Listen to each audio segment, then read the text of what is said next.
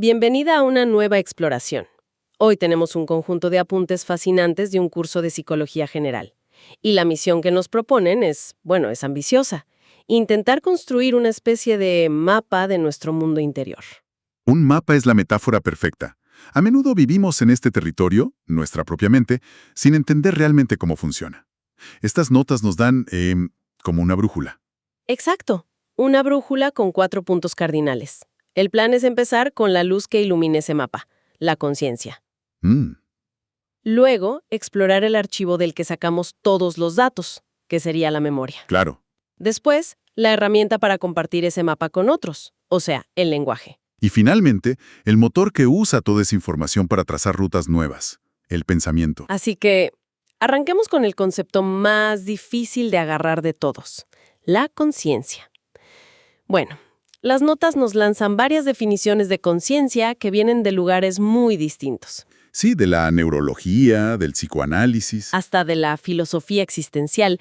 Y yo me pregunto, ¿son compatibles?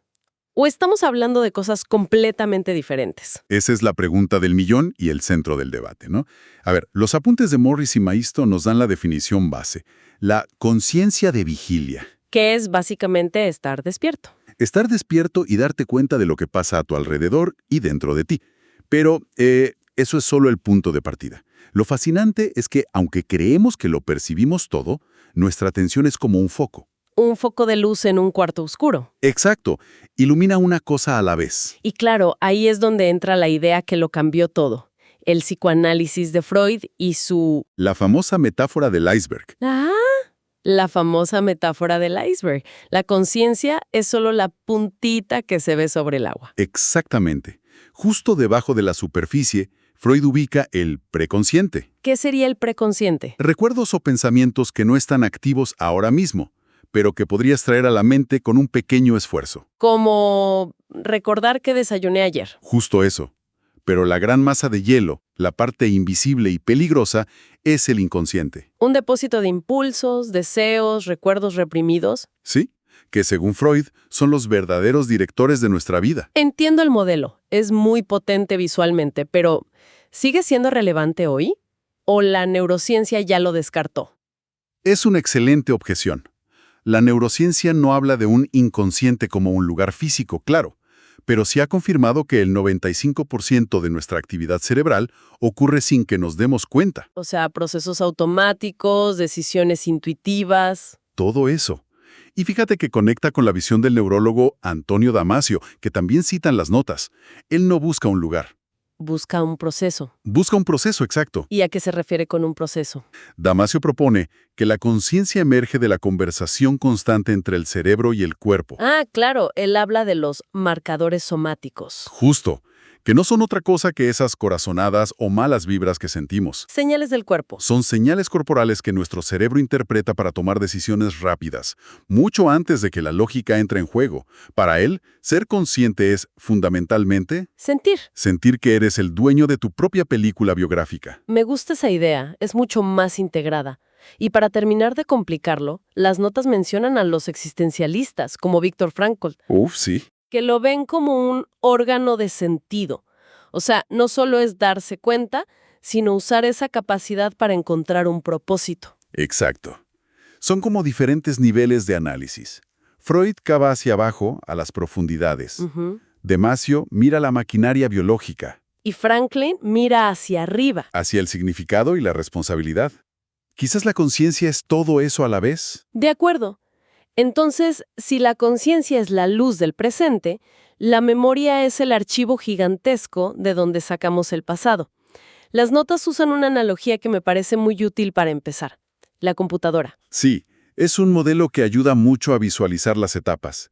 Piensa primero en los registros sensoriales. Mis ojos, mis oídos. Son como un escáner de altísima resolución que captura absolutamente todo por una fracción de segundo. Es un torrente de datos. Imposible de procesar. Imposible.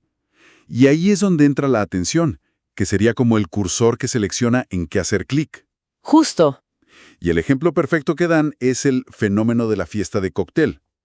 Sí, me encanta ese. Estás en una sala llena de gente, tu cerebro ignora docenas de conversaciones, la música... Pero si alguien dice tu nombre... ¡Pum! Tu atención salta inmediatamente hacia allá. Ese es el filtro en acción. Ok, una vez que la atención selecciona algo, eso pasa a lo que las notas llaman memoria de trabajo. La memoria RAM de la computadora. Exacto. Súper rápida, pero muy limitada. ¿Qué tan limitada es en realidad? Sorprendentemente limitada. Retiene información por unos 15 o 20 segundos y solo puede manejar entre 5 y 9 paquetes de información a la vez. Por eso los números de teléfono tienen esa longitud. Justamente. Es el límite de lo que podemos retener fácil, a menos claro que lo repitas una y otra vez para mantenerlo activo. Y lo que sobrevive a ese proceso se va al disco duro, la memoria de largo plazo. Y aquí es donde las notas dicen que el archivo se complica. Se complica porque no es un solo cajón, sino varios. Hay una gran división. A ver, Por un lado, la memoria explícita. las cosas que sé. Eso. Y esta se divide en dos. La memoria episódica, que es tu autobiografía personal. El recuerdo de mi primer beso, lo que cené anoche. La serie de tu vida, básicamente. Sí, Y por otro lado, la memoria semántica, que es tu enciclopedia interna. datos, hechos, conceptos. Sabes que París es la capital de Francia. No recuerdas cuándo lo aprendiste, simplemente lo sabes. Entendido. Pero luego mencionan otro tipo de memoria, la implícita, que es el conocimiento que no sabemos que tenemos. Eso suena más misterioso. Es la memoria que se expresa en la acción, no en las palabras.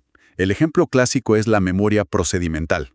El famoso nunca se olvida cómo andar en bicicleta. Ese mismo. Mi abuelo no se subía a una en 30 años. Le dimos una y salió pedaleando como si nada. Su cuerpo recordaba. Claro. Atarse los zapatos, escribir a mano. Y junto a ella está la memoria emocional. Respuestas automáticas. Sí, como sentir un nudo en el estómago al ver algo que nos asustó en el pasado. Espera un momento.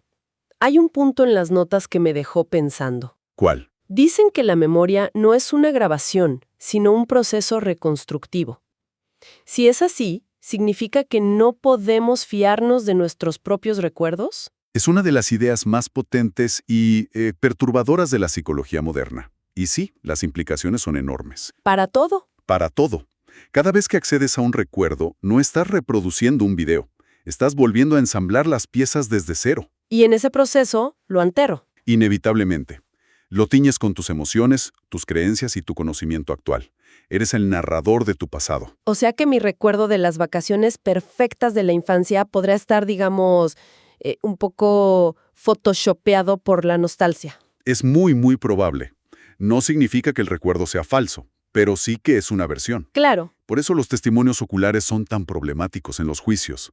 Dos personas ven lo mismo y lo recuerdan de formas radicalmente distintas. Y ninguna está mintiendo. Ninguna. No somos bibliotecarios de nuestro pasado. Somos sus artistas. Fascinante y un poco inquietante. Y esta idea del recuerdo como una historia que nos contamos me lleva a la siguiente pregunta. ¿Cómo compartimos esas historias? Y eso nos mete de lleno en el lenguaje. Aquí las notas presentan un debate que parece de pesos pesados. Sí. ¿El lenguaje es un instinto o es un invento? Es el gran enfrentamiento. Por un lado tenemos al famoso lingüista Noam Chomsky. Claro, Chomsky. Él defiende que nacemos con una especie de sistema operativo para el lenguaje ya instalado en el cerebro. ¿La gramática universal? Exacto. Sería un instinto biológico como la capacidad de las aves para hacer un nido. Por eso, dice Chomsky, los niños aprenden a hablar tan rápido. O sea, para Chomsky es como respirar. Más o menos, algo que está en nuestro ADN.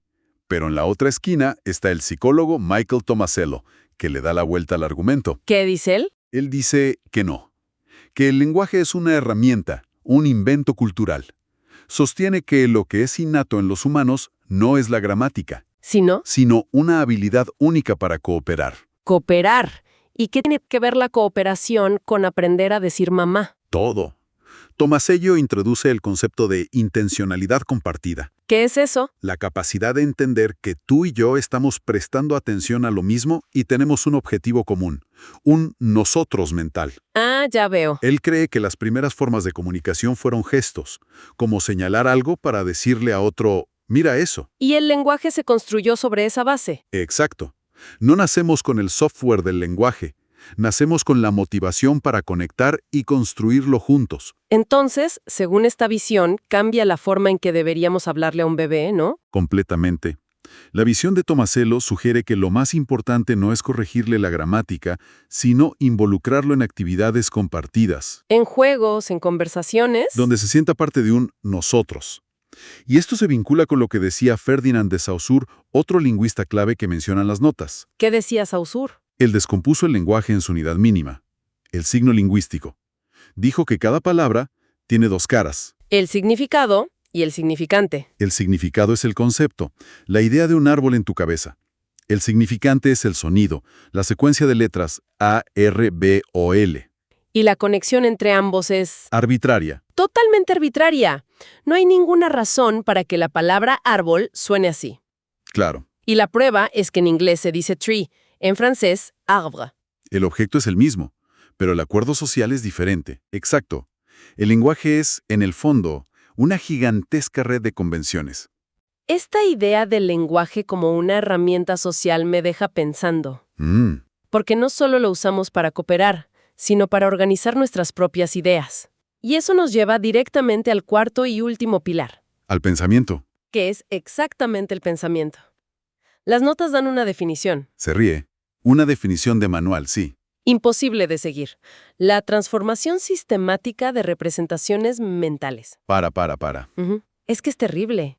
En español simple, ¿qué es pensar? Bueno, en español simple, es la habilidad de tomar las ideas, imágenes y recuerdos que tenemos en la cabeza. Y jugar con ellos como si fueran legos. Esa es la mejor analogía.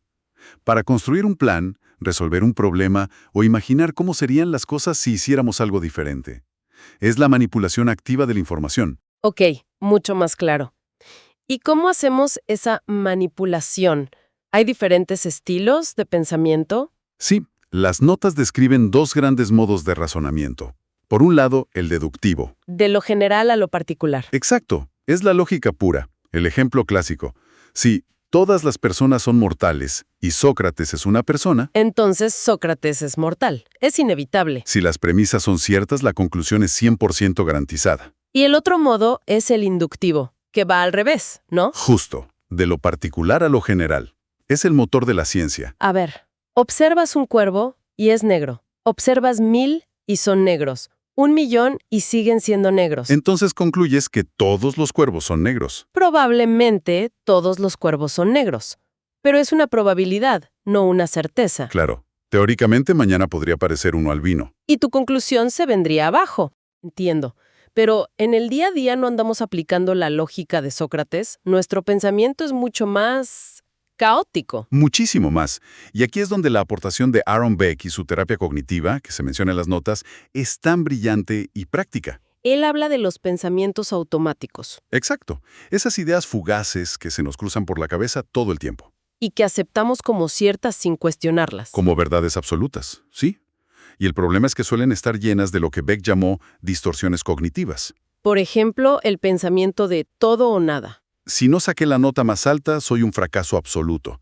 No hay grises. O la generalización excesiva. Tienes una mala cita y piensas, nunca voy a encontrar pareja. Un solo evento se convierte en un destino. Y supongo que aquí es donde se necesita esa agudeza intelectual de la que también hablan las notas. Diste en el clavo. Para poder cachar estos pensamientos antes de que se apoderen de todo. Esa es la conexión clave. Reconocer estos patrones no es fácil, porque son automáticos. Se necesita una sensibilidad especial para detenerte y preguntarte, espera, ¿esto que estoy pensando es realmente cierto? ¿O es solo una distorsión? Exacto. La idea de Beck es que nuestro pensamiento no solo describe la realidad, la crea.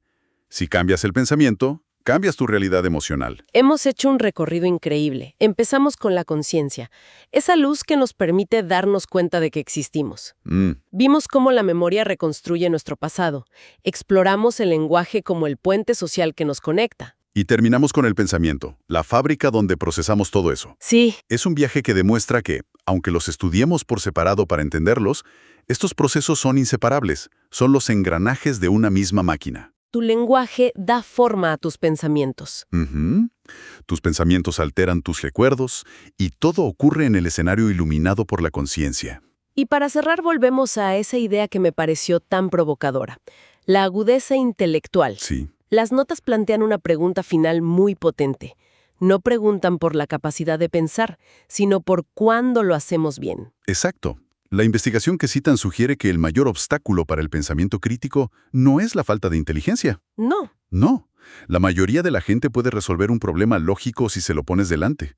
El verdadero problema es la falta de sensibilidad para darnos cuenta, en el caos del día a día, de qué situaciones merecen que activemos ese pensamiento profundo. O sea que no se trata de ser más listo, sino de estar más despierto, de saber identificar cuándo apagar el piloto automático. Precisamente.